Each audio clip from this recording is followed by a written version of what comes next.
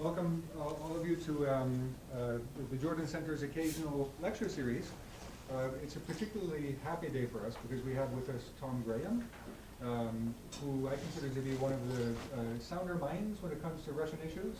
And the times do call for sounder minds because of the plunge that US-Russian relations in particular have taken. And Tom Graham is someone whose experience and I think intellect also make it particularly worthwhile to listen to what he has to say. His background is mainly in diplomacy originally, training in diplomacy. He was in the State Department, but after that became an advisor to George W. Bush mainly on Russian policy. That's right. As a special advisor, and also in the National Security Council. I point out that although there were many complaints about George W.'s foreign policy, Russia policy went all right.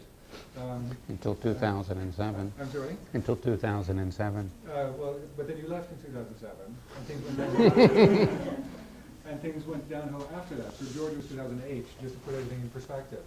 And so we've had the occasion to bring him in for other panels usually, but this is a time when we actually thought we'd just listen to what Tom himself has to say, because as I said, it's well worthwhile. Tom said he would like to speak only briefly for about half an hour. I hope even a little more than that. Following which the floor will be open to questions. Behave, this is live streaming. Is it functioning?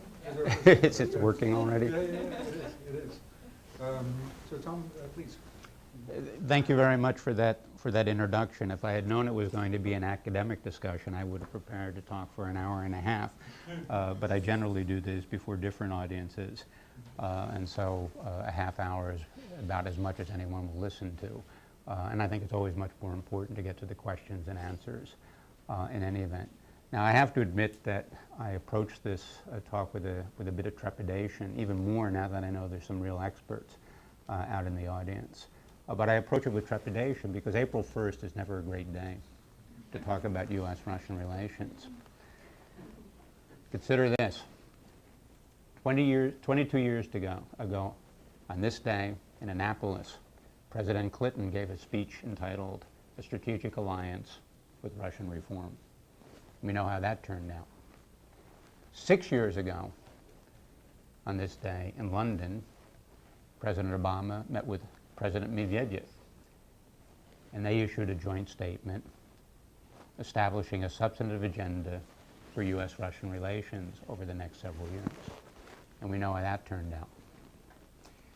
On the other hand, not on this day, but in mid-June in Ljubljana, President Bush looked into the eyes of President Putin and got a sense of his soul and saw a man that was committed to his country and the best interests of his country. And we know how that turned out. So this leads me to believe the problem is not so much in a date, an April Fool's, but there are deeper causes for the troubles that we're having in our relations with Russia. And that's what I want to talk about today. 25 years after the breakup of the Soviet Union, the Ukraine crisis has clearly ushered in a new era in US-Russian relations. All the assumptions we had about the inevitable, albeit slow integration of Russia into the Western world have been upended. Even if we miraculously resolve the Ukraine crisis tomorrow, I can guarantee you that no one in Washington is going to be talking about a reset, as President Obama did, nor are we going to be talking about a strategic partnership or alliance, as his predecessors did. There's going to be no return to business as usual. And so what we need is a new approach for a new era, one that takes into account the real Russia that we have to deal with, not the Russia that we had hoped for. So what then is the real Russia? What challenges does it pose? Come in and sit down. I want to start with 5 points about Russia. And the first is this. As much as we like to demonize Putin, we don't have a Putin problem. We have a Russia problem. Putin, as we know, enjoys immense popularity in Russia. And his rating has soared to well over 80% in the wake of his defiance of the West over Ukraine. And it's remained at that level despite the obvious economic difficulties of the past several months due to declining oil prices, Western sanctions, among other things. Similarly, we also know that Putin enjoys tremendous elite support, even if there's been some criticism or concern voiced in recent months about the difficult economic conditions. But to my mind, the more important point is that President Putin stands firmly in a long Russian tradition of strategic thinking. Like most Russians, he is what I would call a great power. He belongs to the great power school of international relations. That means that he believes in sovereign state, inevitable conflict, hard power and balance, and he insists that if Russia is to survive, it must be a great power. That is, one of the few countries that determine the structure, the substance, and direction of global affairs. Now, in his strategic vision of Russia's place in the world, Putin doesn't really differ that much from any of his predecessors, be they presidents, general secretaries, or czars. Remember Boris Nikolaevich Yeltsin, someone that we consider to be a friend of the United States. And yet once he came to realize that the United States was not going to concede to Moscow preeminence in the former Soviet space, he worked very hard to contain American influence there. He developed a closer relationship with Germany and France to blunt American power in Europe. And he reached out to both China and India to create a global counterbalance. President Putin differed not so much in his ambitions as in his capabilities. And that's the big difference. Putin is capable of doing things that Yeltsin can't. And that has been most graphically illustrated in recent years by the use of force in Georgia in 2008 and now in Ukraine. And I would argue that any plausible successor of Putin is going to pursue, in general outlines, the same foreign policy. Now, the style will be different. With a new leader, we're probably going to see fewer pictures of a president riding horseback bare-chested or carousing with bikers. So we'll get a change in style, but not in substance. And that underlies the point that the problem we have is a Russia problem. It's not simply a Putin problem. Now, this Russia problem is not really novel, despite what we might have concluded from the past 20 to 25 years. And that's my second point. The Russia problem emerged at the latest some 200 years ago, at the end of the French Revolution, when there opened up what we would call today a values gap.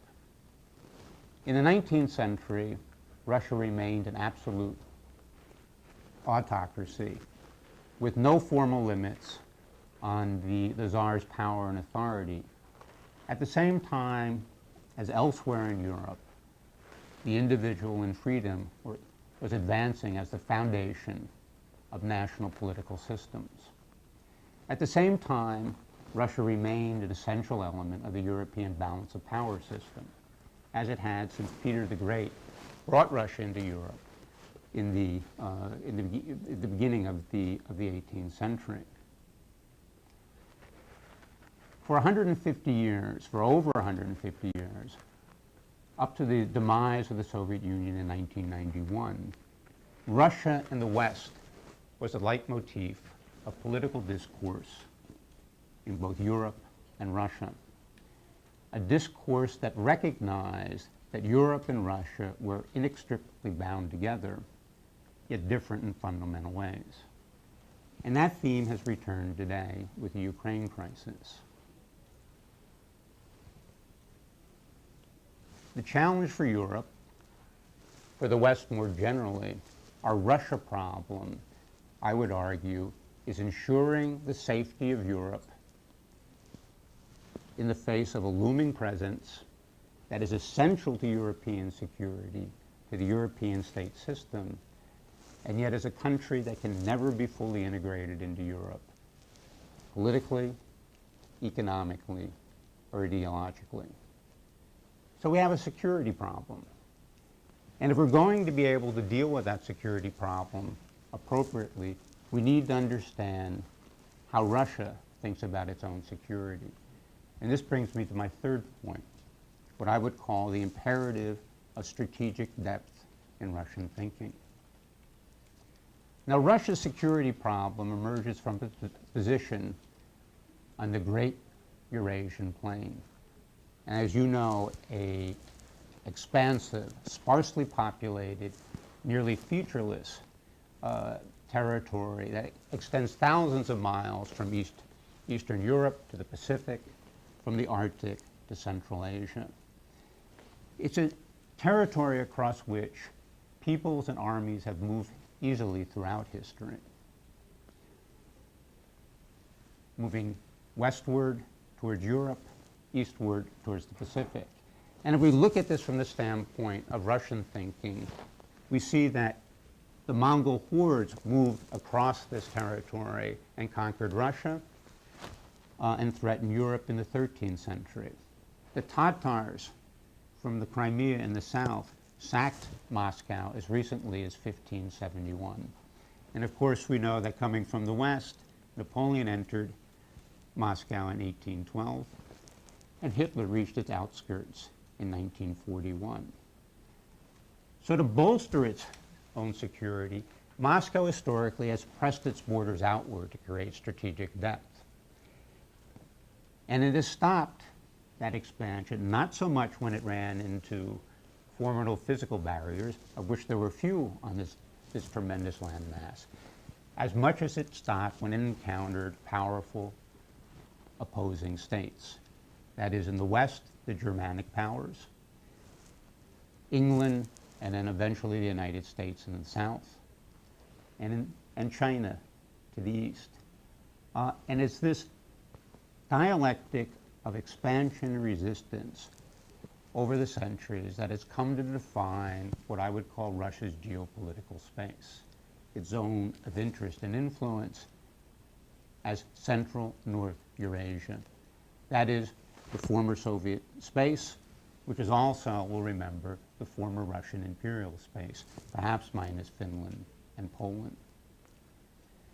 Now, to the Russian mind, the choice of countries in this zone is not between Russian domination and genuine independence. It's a choice among the great powers vying for influence in this part of the world. So if a country falls out of Russia's orbit, it inevitably falls into the orbit of another great power. In recent history, the Baltics would provide an example. Falling out of the Soviet orbit, certainly into the orbit of Europe and the United States. And for that reason, Russia is always going to seek to limit the presence of outside powers in its geopolitical space. Russian primacy, if not necessarily control of this territory, is vital to Russian security, I think, in the minds of the Russian political elite. Now, I think there are limits to how they think about this territorial expansion, because if you look at Russia historically, it actually has had very few aspirations beyond this geopolitical space, contrary to all the talk and fear of neo-imperialism when we discuss Russia today.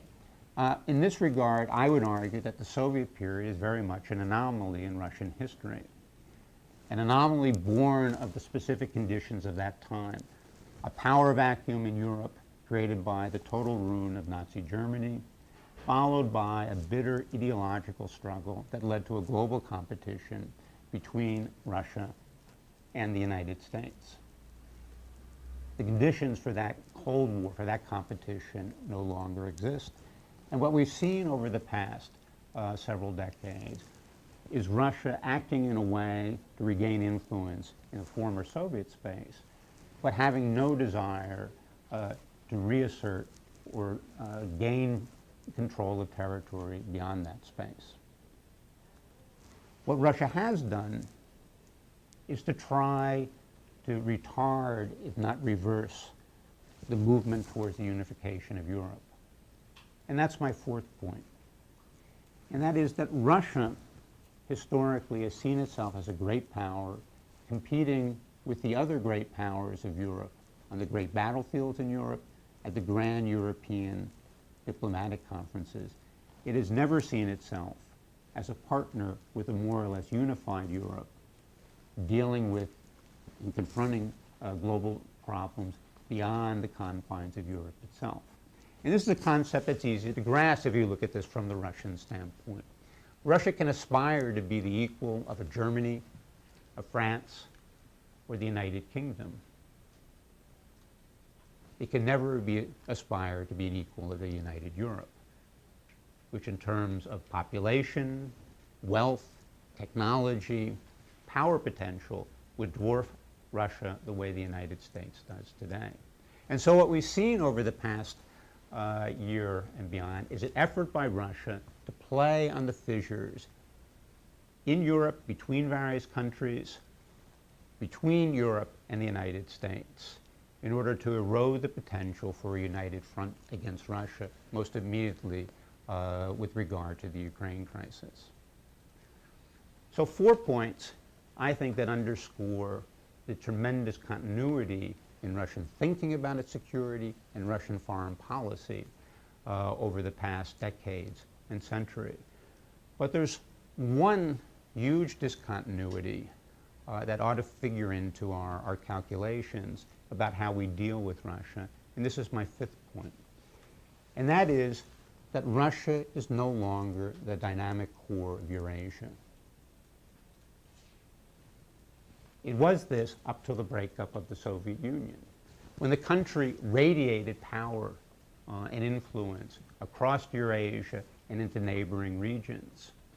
And for all the talk now of a resurgent Russia, for all that Russia might be more active and more visible on the international stage, I think the greater truth is that for the first time in the modern period, Russia, beyond its geopolitical space, is surrounded by states and regions, all of which are more dynamic than Russia is.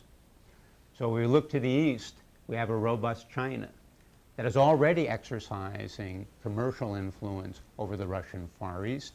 It has moved into Central Asia in a major way over the past decade, to the point that it now is the leading commercial partner of Central Asian states, surpassing Russia. If we look to the south, we've seen this dynamism, this Islamic ferment that has spawned a number of radical movements, an ideology that's penetrating into the Caucasus, into Central Asia, into the Muslim-dominated regions of Russia itself, an area that is marked by fragile states and pervasive poverty. And to the west, even a Europe in tremendous disarray as it is today, acts as a magnet on parts of the former Soviet space. That's what the Ukraine crisis is about, after all. So Russia is no longer that dynamic core that it has been historically. And I would go a step further and say there's nothing that suggests that Russia is going to regain this dynamism in the very near future. It's a country that's facing a recession this year, next, perhaps even longer. Its own government issued a report a year and a half ago that suggested that Russian growth rates out to 2030, under one of the better scenarios, is going to leave Russia lagging not only behind the United States, but also the emerging powers of China and India. Now, there's been tremendous discussion in Russia over the past several years about how Russia can regain its energy, how it can turn its economy into one that is much more competitive in the modern world. And there have been multiple programs that have been issued, many of which actually have the potential to achieve that goal. What has been lacking, I would argue, is the political will to execute any one of those programs in an efficient fashion and to carry through the promise that they bring to Russia itself.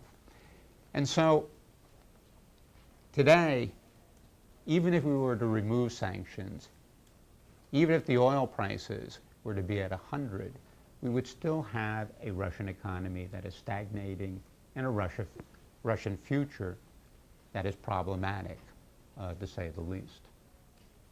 So those are 5 points about Russia that I think are important to understanding the challenge that we face. And the question for us is, how does the United States deal with the Russia that is seeking to restore its primacy in the former Soviet space while it is eroding Europeans' unity and seeking to restore itself as the dynamic core of Eurasia? Now, I would argue that this clearly presents a challenge to the United States, but it's a manageable one. Russia is not, contrary, I think, to some of the reporting and commentary, it's not a rising revolutionary power determined to overthrow the global system and set something new in its place. Rather, Russia is a declining revisionist power that is seeking to restore the historical foundations of its power. Now, it's also a country that still retains tremendous capabilities to thwart or to complicate American efforts to advance our interests all along its periphery. But the point, to my mind, is that this is not something that should generate the alarmism that we see in much of the press today when we're talking about Russia. You remember that George Romney said that Russia was geopolitical threat number 1 in 2000, and when was it, 8 or 12 already? He was wrong then, he's wrong today.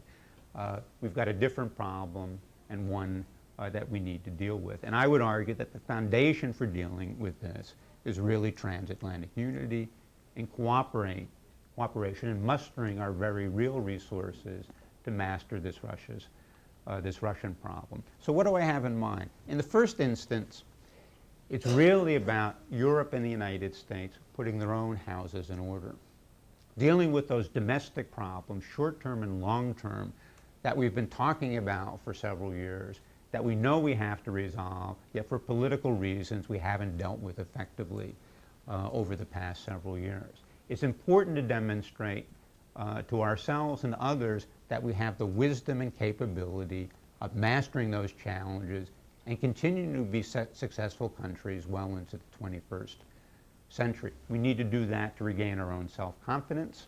We need to do that to regain respect abroad, particularly in a country like Russia. More specifically, if we're thinking about Europe, this means that Europe needs to deal with the very real fissures that have emerged over the past several years and that Russia is exploiting at the current time.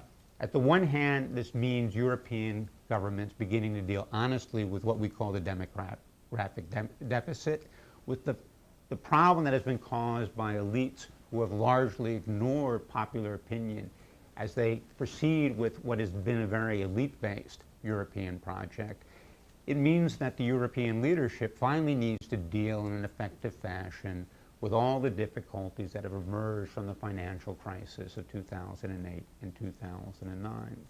It also means that Europeans need to reconsider this drive to attract capital that has led them to look askance, or led them to look beyond the problems that have been caused by this tremendous flow of money of dubious origin into many markets. The real estate market in London comes to mind most dramatically, but we also have some problems in the United States, as we learned recently.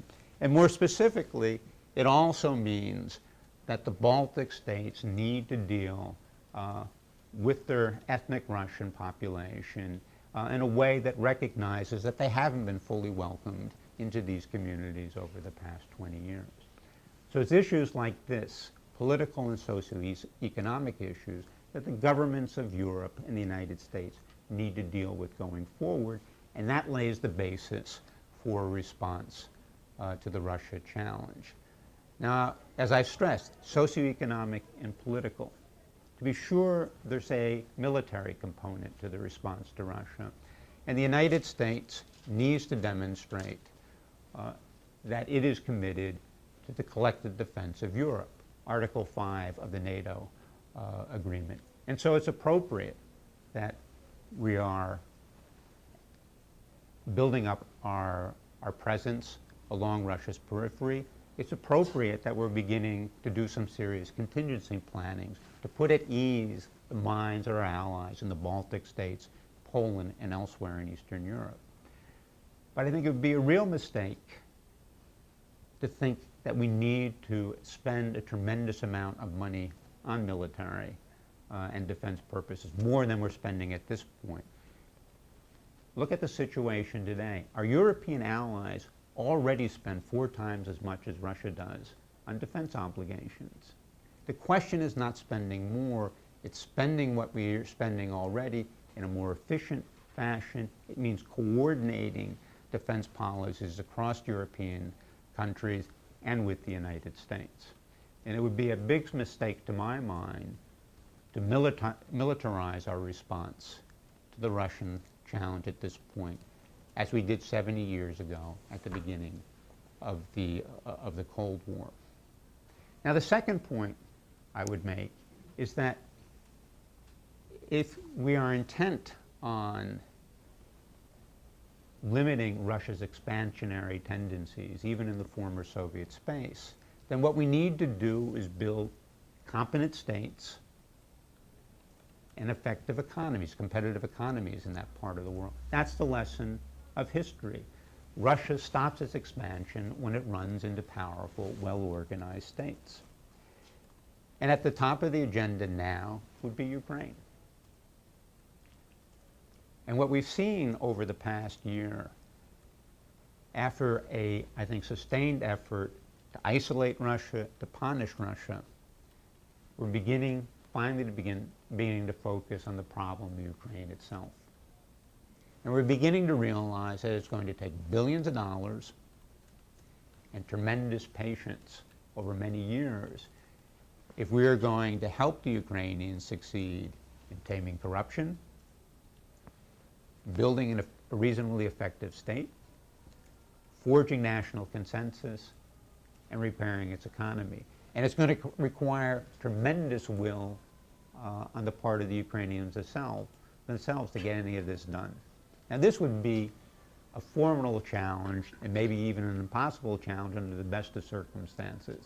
It's certainly not one we're going to succeed in when there's a violent conflict going on in the eastern part of the country.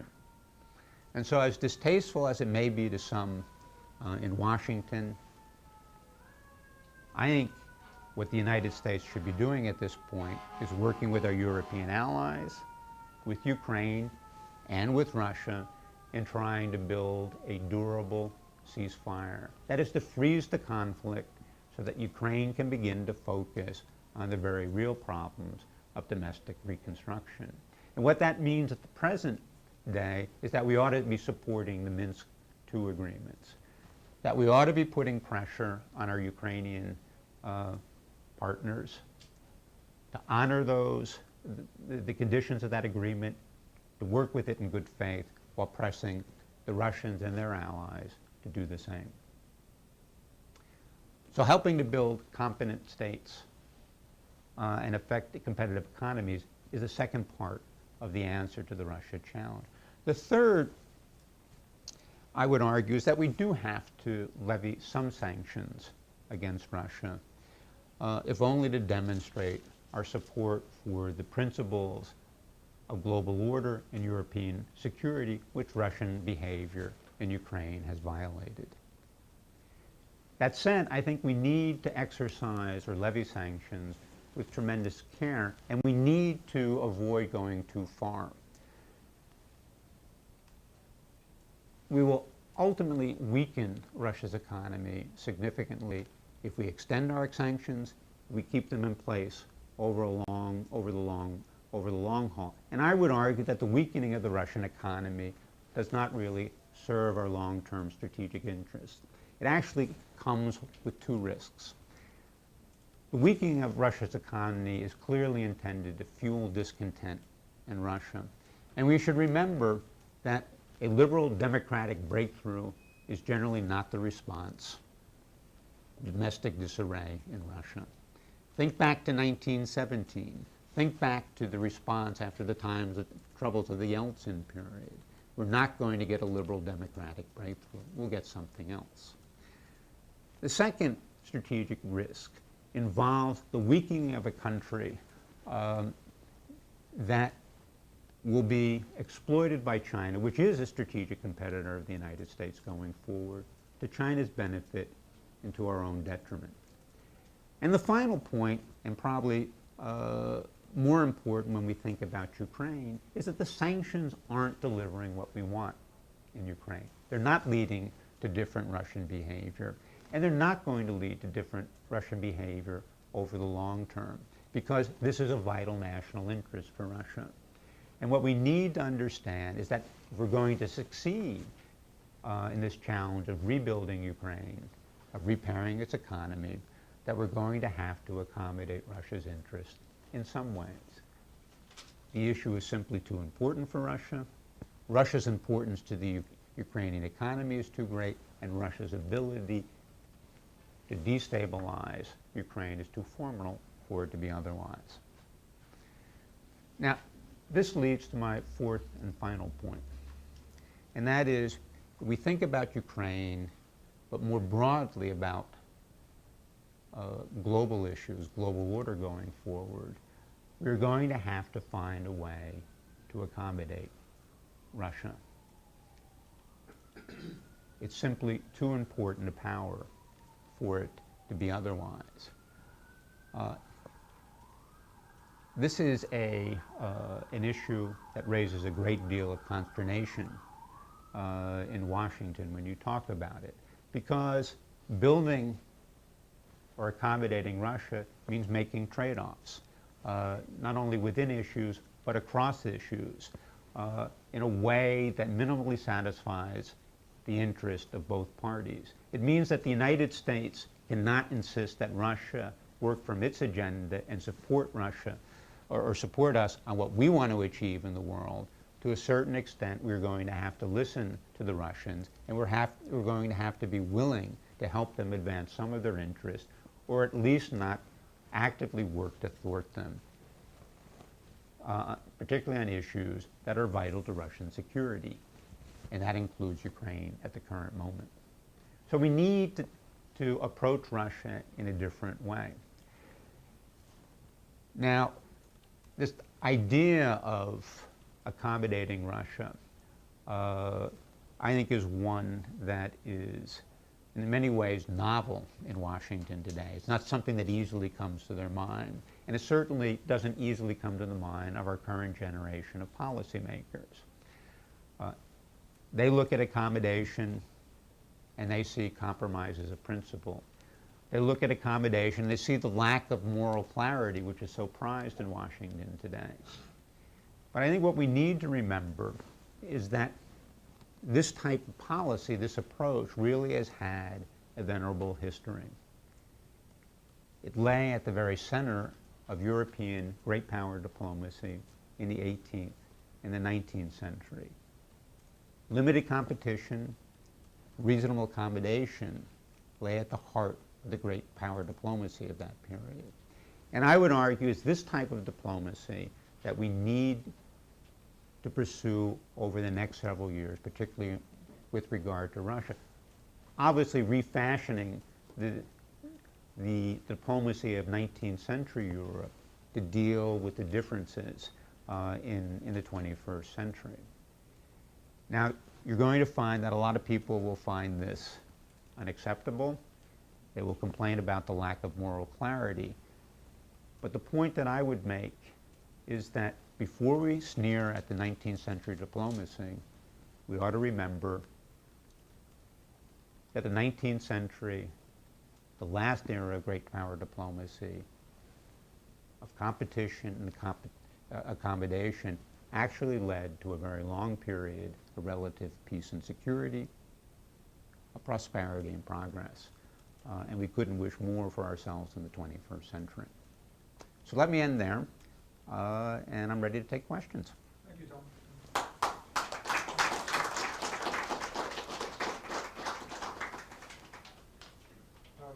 The floor is open.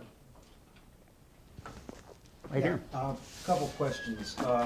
Regarding the problems that exist in Ukraine, many of these, and you could make the same claim regarding the Baltics, is that these are nations which have devolved from the Soviet era, and so certain Soviet traditions, and for example, in the Russian population in the Baltics exists because Russia was there and Russified these places. In Ukraine, you have the elites there are former apparatchiki for the most part. That is part of the problem, as it is in places like Kazakhstan, Belarus, etc.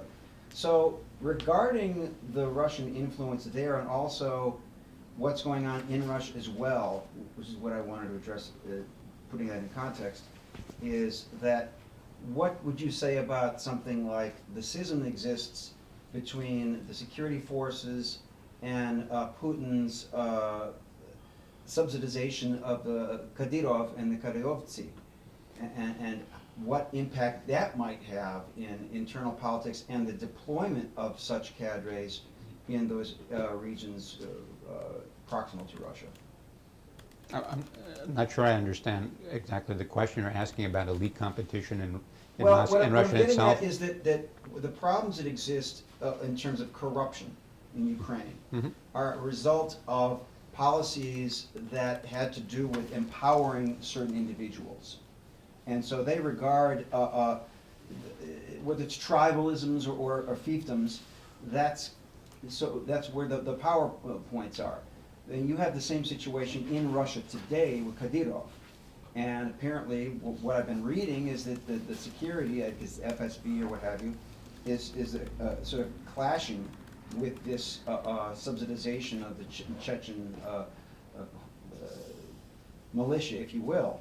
And so, how is that going to affect dealing with Russia? In that these militias or other warlords or other oligarchs who may be gaining power, what kind of influence might they have, and how does that compromise the ability to negotiate with Russia as a state, for example? Well, look, I mean, elite competition has always been an element of the Russian political system.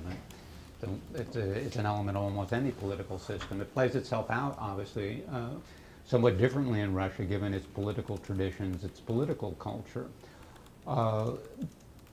But you know, that said, you know, we still have a president that we have to deal with. There's still something of a government that we have to deal with, and you know, we can't sort out Russia's domestic political problems for it. They have to sort them out themselves. We deal with the government that we have, that's in place, that is the one that effectively controls the use of its military forces and its security force. Now, I've seen nothing over the past several months or years, for that matter, that would suggest that the Kremlin doesn't, at the extreme, control its security forces or Kadyrov. Now, obviously, there are issues that arise from time to time, but I see nothing that would suggest that they're spinning out of control in any way.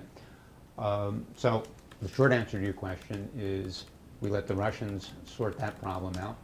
Putin in particular, we deal with Putin and the rest of the government as we try to forge a foreign policy. Right here. You mentioned that the United States shouldn't overtly militarize the response to what Russia's been doing. And so I'm just wondering, would you find the current administration's sort of very limited deployment of 500 or so troops to the Baltics and some placements in Poland enough or too far? Or do you think that they may also benefit from a slightly more substantial presence, which some in Washington have advocated, but the Germans, first and foremost, have said, you know, according to the NATO-Russia treaty, that would be a violation, and we should honor that. So have we militarized it too much, or not enough, or is there still a little room to show strength and sort of solidarity there? I mean, I think what we're doing at this point is sufficient. It does show strength and solidarity. I mean, the issue for the Baltic states is really the commitment to Article 5 guarantees. Some visible presence obviously is helpful, and that is something that you can show to the local population. I think more important, and I think what the Baltic states would like to see, is much more robust contingency planning inside NATO. So what are the actual plans? How will the resources be mustered? If the Russians do this, how do you respond? And that is something that we avoided doing for many, many years, in part because we didn't see a significant Russian threat, in part because we didn't want to do anything that we thought would gratuitously irritate the Russians. The situation has changed a little bit now, so I think we need to do that robust planning. It would be convenient if some of that leaked in some way as well to demonstrate that we're really doing that. But those, in fact, are quite limited responses, and it's not this large sort of military buildup. I mean, the 2% sort of GDP on defense was set many, many years ago, but that's also when we had ambitions to turn NATO into a force that would have global responsibilities. I think after the experience of Afghanistan, after the experience of Iraq, that NATO needs to focus on what its core mission was, and that's peace and security in Europe. That actually requires effective militaries, a certain amount of defense forces, but it doesn't require the amount that many people were thinking about when the mission was much larger. So I feel comfortable where most European countries are at this point. Rather than spending additional money on defense, I think you need to focus on the socioeconomic problems, which I think are the key issue going forward, and are much more important to Europe's long-term prosperity and security than a large military buildup to deal with what I think is a quite limited Russian issue. Do you find the development of the, as they call it, the VJTF, the Euro-American VJTF, that the Germans are putting 1,000 troops into, is that a sort of part of that contingency planning? Yeah, that's fine. But because we need to be able to interact, right? I mean, this shouldn't only be about American forces coming to the rescue of Europe, but it ought to be European forces that are trained and can interoperate in a way that they can deal with most of the local contingencies. So those types of things are acceptable as well. Again, there's nothing wrong with taking steps that enhance capabilities, but I think most of that can be done without additional money. It's a matter of overcoming national differences. It's a matter of effective policies. It's not buying a lot of new fancy equipment, as some people are proposing. It's not simply coming up to a level and spending on something because you took a pledge to do that several years ago. You need a rational defense policy. Thank you. I wanted to ask two questions, and I'm with the Executive Intelligence Review with the editors, Lyndon LaRouche, and we have been involved in a massive series of projects for the Silk Road, which has now been adopted by Xi Jinping and the Chinese government.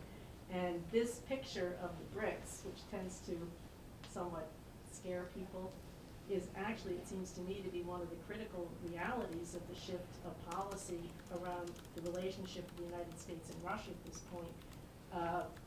Because this does change the socio-economic policy in Europe as well as through the entire region.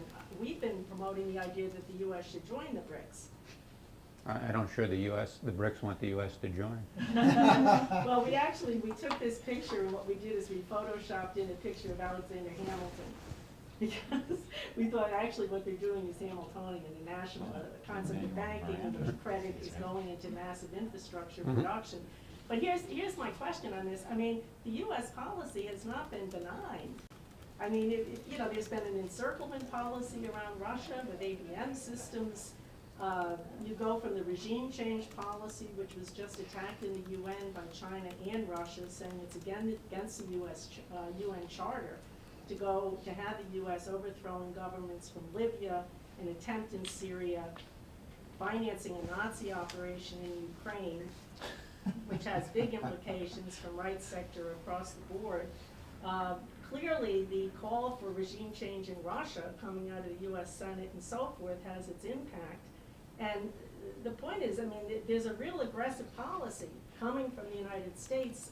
Gorbachev, Jack Matlock, and others are talking about the danger of a nuclear confrontation. You have the whole question of the U.S. modernizing our nuclear capability, which is seen as an enormous threat.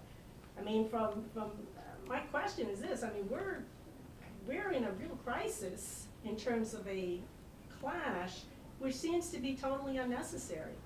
I mean, why are we in the confrontation in the first place? Why not collaborate with Russia, China, India, Brazil, South Africa in moving these BRICS infrastructure projects forward? You know, you talk about dubious money in the US banking system, why not get a Glass-Steagall policy, and why not deal with this thing in Greece?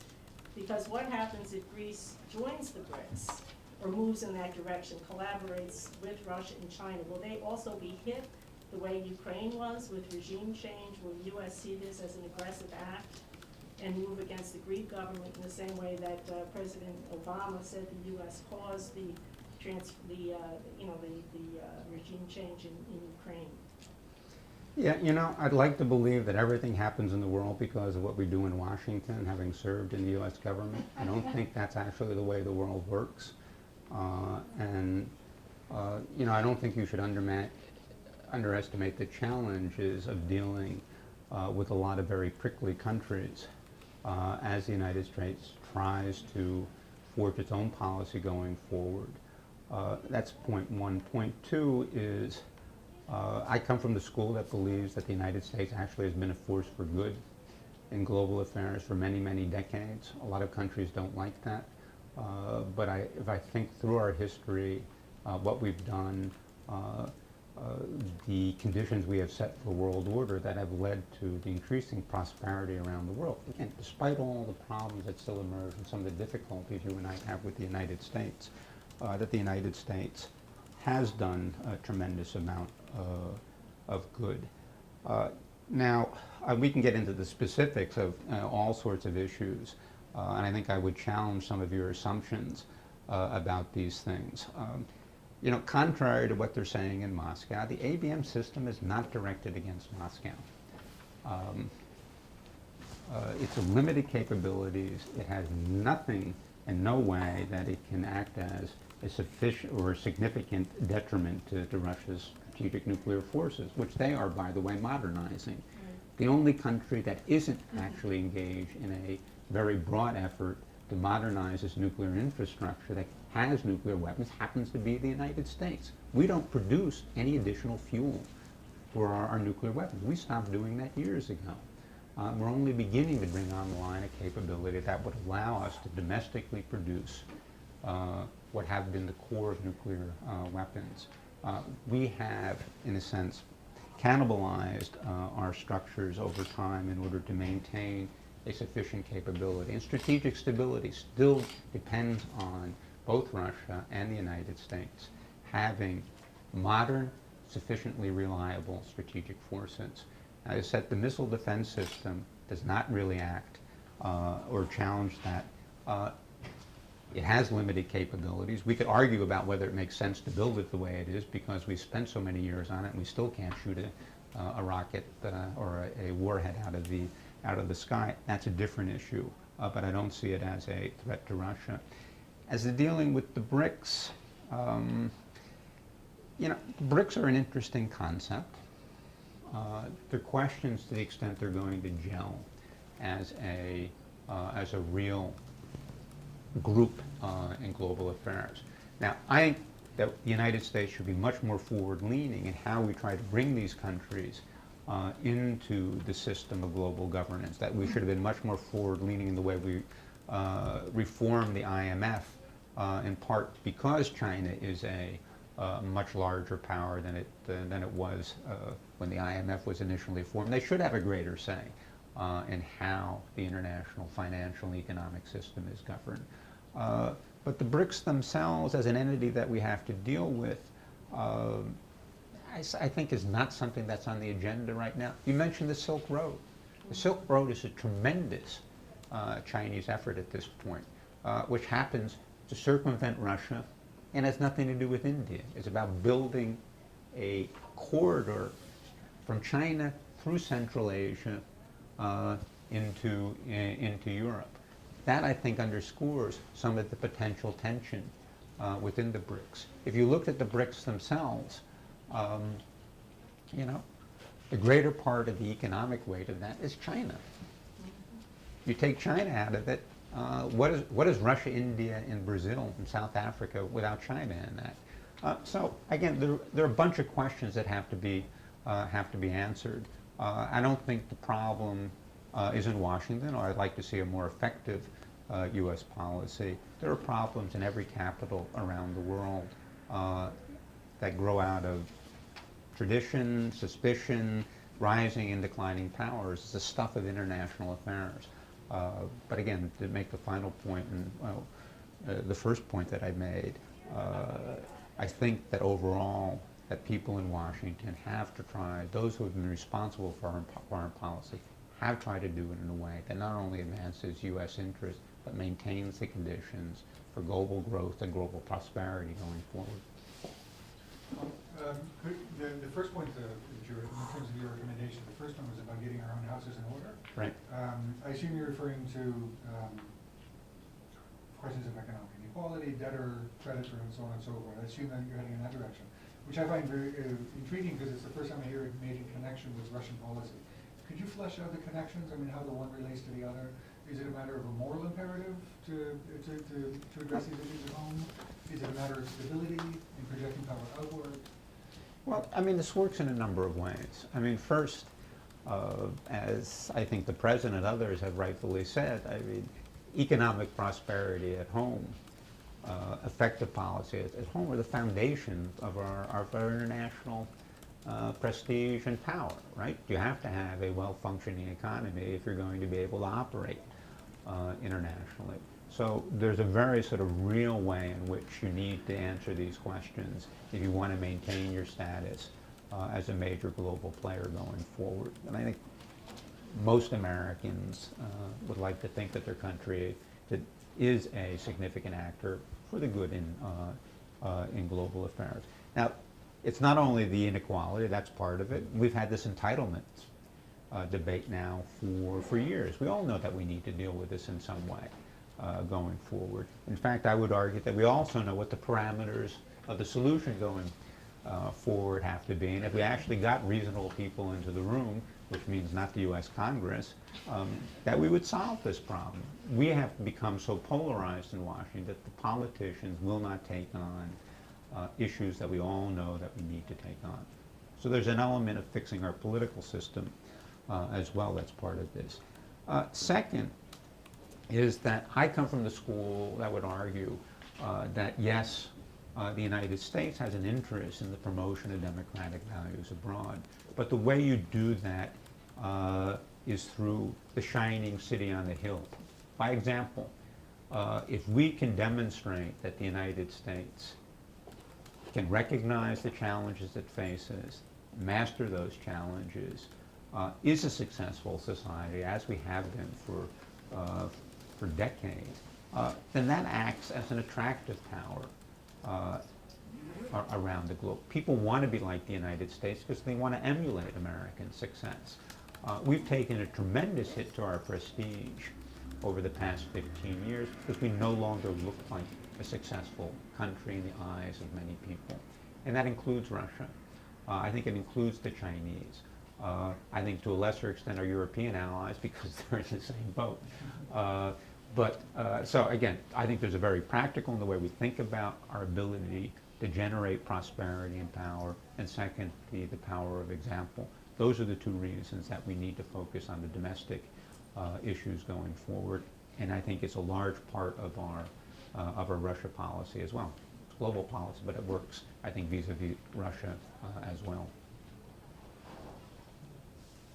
I'm wondering, when we look today at the landscape of U.S.-Russian relations, it seems to be driven on both sides by two very different forms of exceptionalism.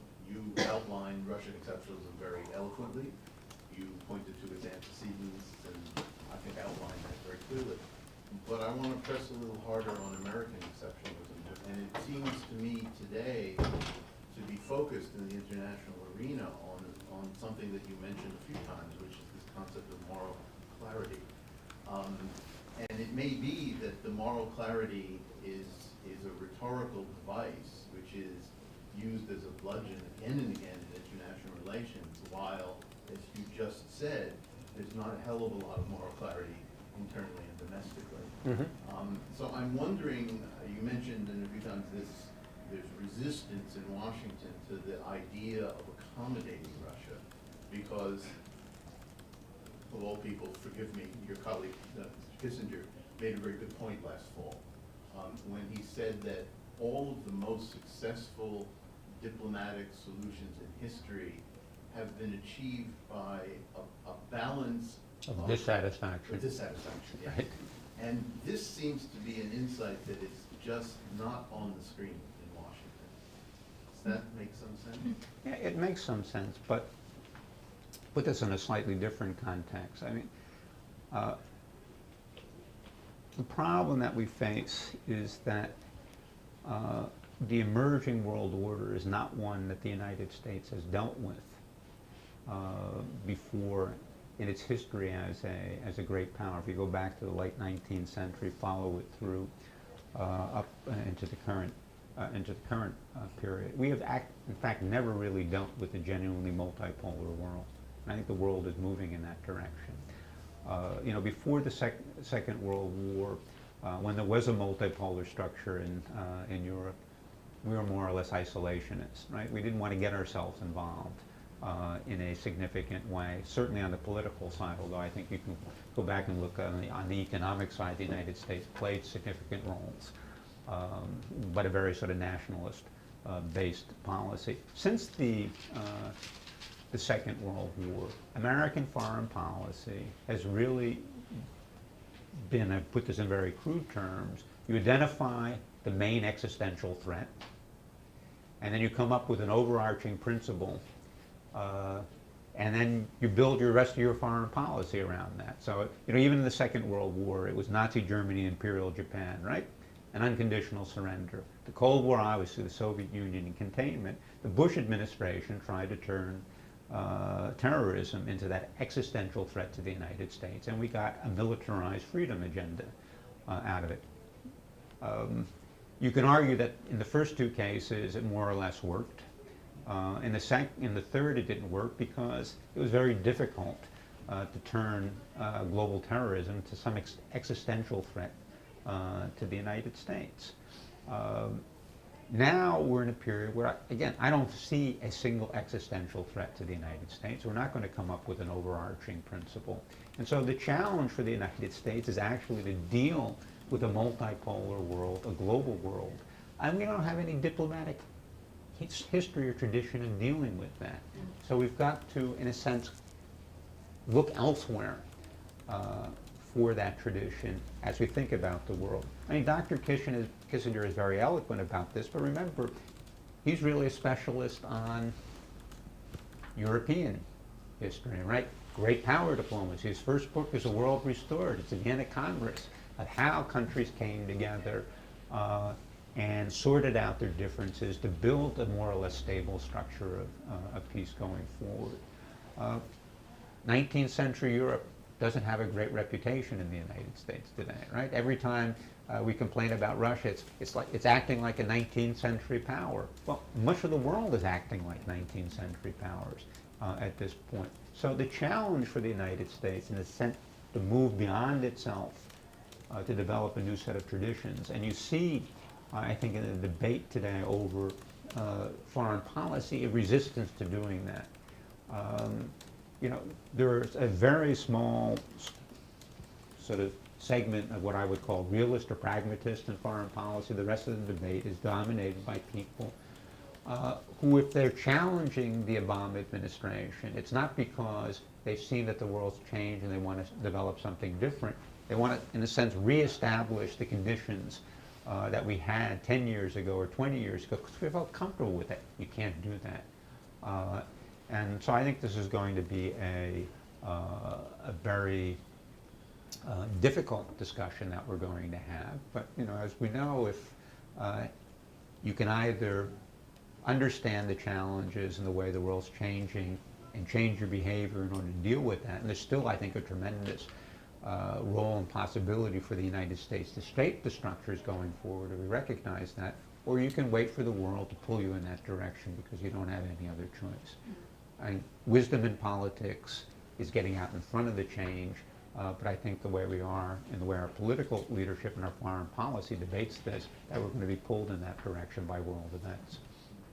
I think that's very right. I was chuckling toward the end because when you were saying that the opposition to Obama is people who are looking to go back to something that we can't go back to, because I have somewhat comical conversations in Moscow with Russian colleagues who say, you know, oh, Obama, you know, and his policies. I say, you should see the other guys.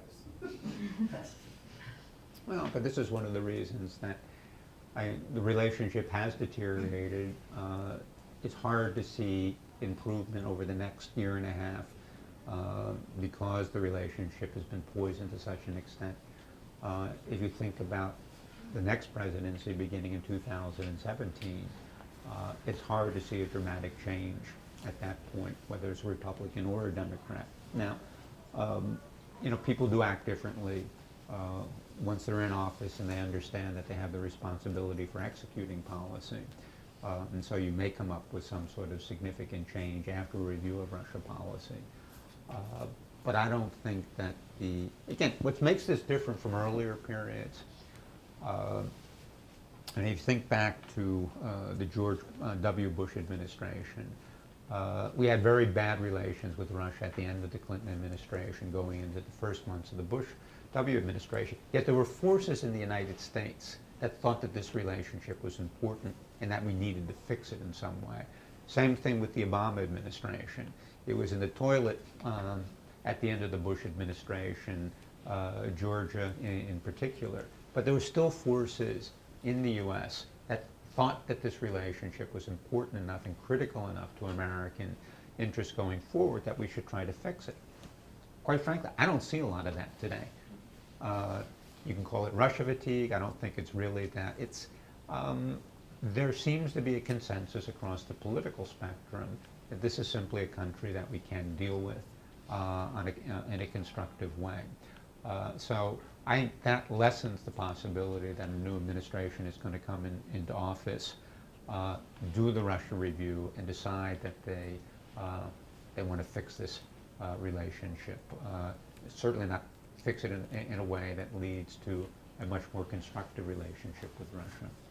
So I think it's going to take much longer, and it'll take some, I think, extraneous or exogenous action that, again, forces people to consider what the alternatives are to a constructive relationship with Russia.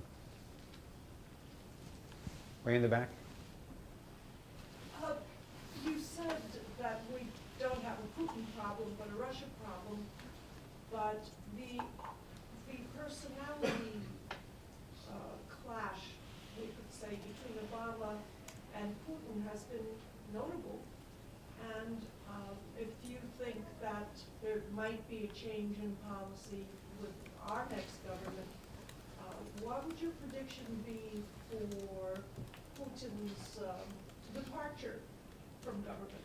And can you come up with a couple of likely or unlikely scenarios for how Mr. Putin will leave? And he's tried it for a couple of days. Look, I mean, what we do know that is eventually Putin will leave power, right? And that's sort of a given. We just don't know when, we don't know how, which are the big sort of policy questions. I would make one point on this, and that is that although it may not seem this way at times, there is a constitutional mechanism and there is a constitution in Russia that I think the Russian political elite more or less tries to honor. They may stretch it, they may use some rhetorical devices, but you know, in 2008, Putin didn't run for a third term. He adhered to the constitutional restriction. He came back, and now he's got another 2 terms. I tend to think that the succession in Russia, whether Putin is disabled or dies in office, will actually proceed according to constitutional principles. So if he leaves office pre-term, the prime minister will become acting president for 3 months, and they'll hold an election. You know, If he's reelected in 2018, he will serve out to 2024, and at that point, we'll find someone else to take over for 6 years. By that time, Putin will be well into his 70s. So how much longer he would stay on in any event, I don't know. So again, I think it's going to be much more, it'll run much more smoothly than it has in the past. I don't think you're going to see a palace revolution, a Khrushchev type of event in Russia. If the elites decide that they've had enough for Putin, I think there's a constitutional mechanism for doing, and I would look to the elections in 2016 to the Duma and the presidential elections in 2018 as the way they would do that. What I would pay attention to, if that's what my interest in, is who occupies the position of prime minister. Medvedev is clearly not a real successor to Putin. But if Medvedev were removed, I could think of people who could come into that position who are credible as Russian presidents. And I would see that as evidence that there's some debate going on within the political elites as to whether they want Putin in 2018 or not.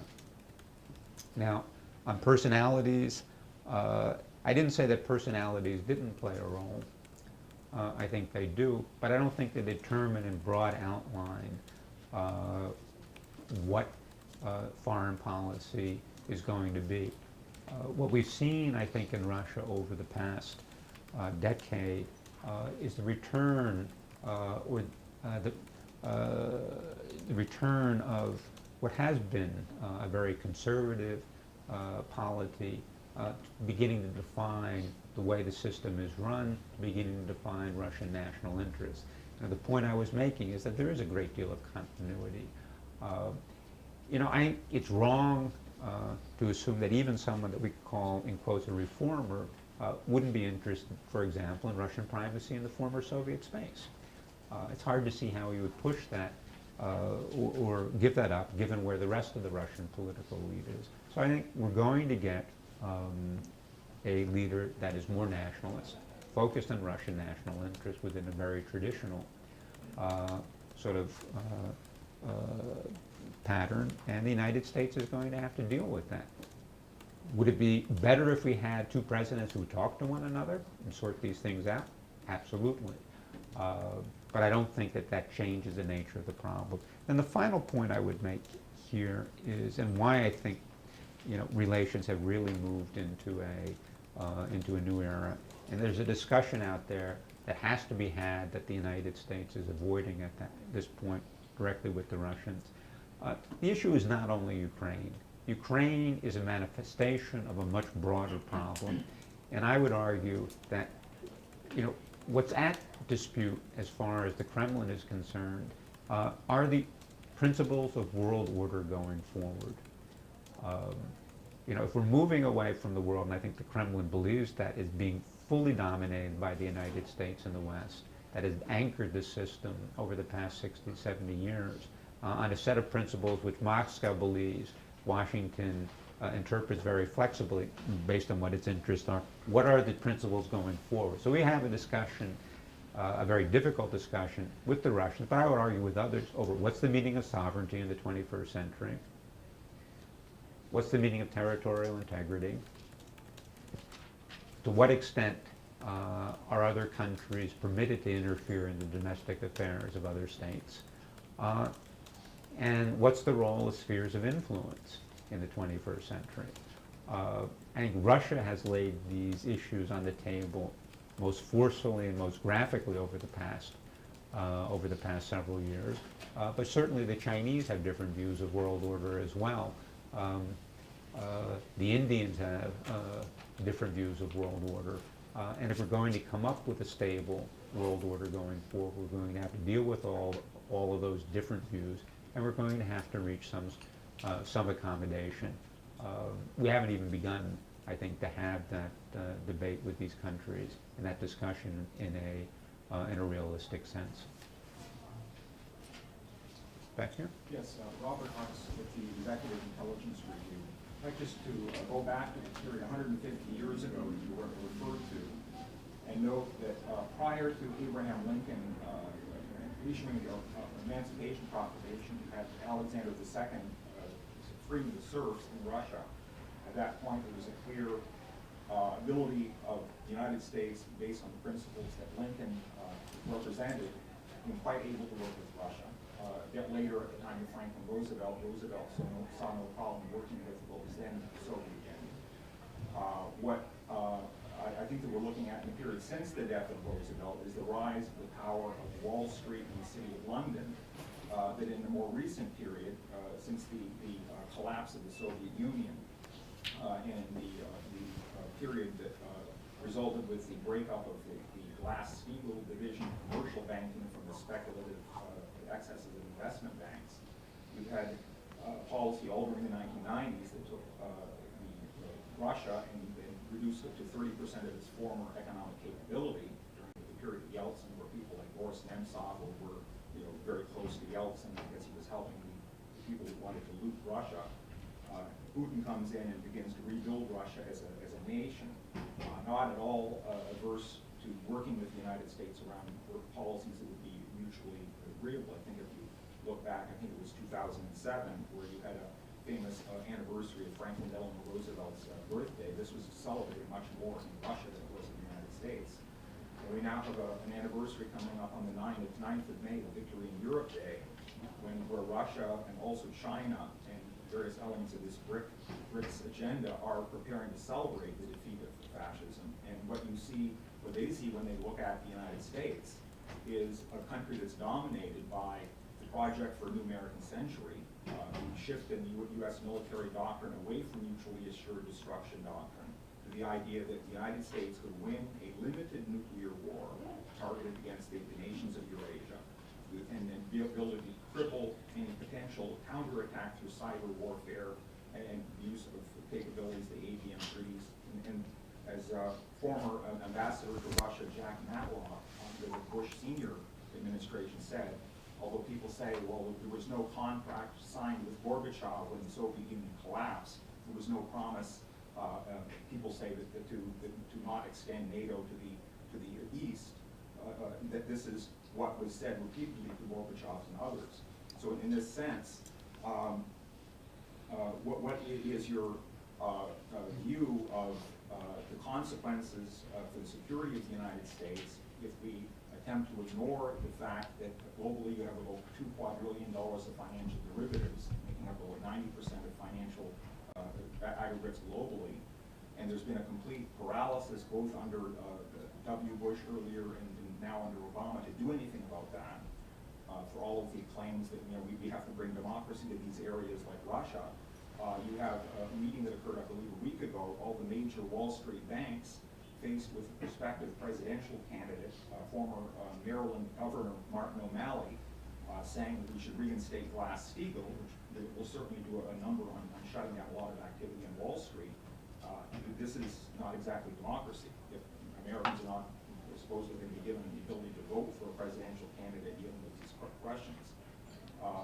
So maybe we're prepared to consider, would it be in the interest of the United States to accept the proposal that was made by Xi Jinping in November at the APEC summit, and then again more recently that the United States joined with China and also with Russia as part of the same development perspective in issues like the Asian Infrastructure Investment Bank and more broadly things like the BRICS? Well, I think I've already answered the question on the BRICS. On the Asian Infrastructural Development Bank, the point I'm making is that we need to recognize that China is playing a much larger role in global affairs, and the essence of wisdom would have been reforming the IMF, the World Bank, in ways that acknowledge that as opposed to resisting it. How the Asian Infrastructural Bank will play itself out, I don't know at this point, but to the extent to which the United States and its partners aren't willing to reform these institutions, you're going to see countries like China and others try to form parallel institutions, move trade into local currencies to undermine the foundations of the global system going forward. So I think we need to recognize that, and I think we need a much more creative policy in dealing with that. I don't think the BRICS as an institution is that durable, sustainable going forward, because I think there are tremendous disparities between those countries on both in terms of population, economic potential, and also in terms of security when they think about these things going forward. I think it's a useful vehicle at this point for China. It helps Russia to a certain extent. But I would imagine that many of these countries would prefer to deal outside of a BRICS context with the United States, Europe, in reforming global institutions if that were on offer. So I think we need to put that on offer in a realistic way. There's room for one more question, and I'll ask it. Right? So, Right. When it comes to American policy formulation, I worry when the State Department is taking the lead, and I feel much more comfortable when the White House is taking the lead. This is only in the past few years. Is there something to it? I mean, are there differences in the way they perceive?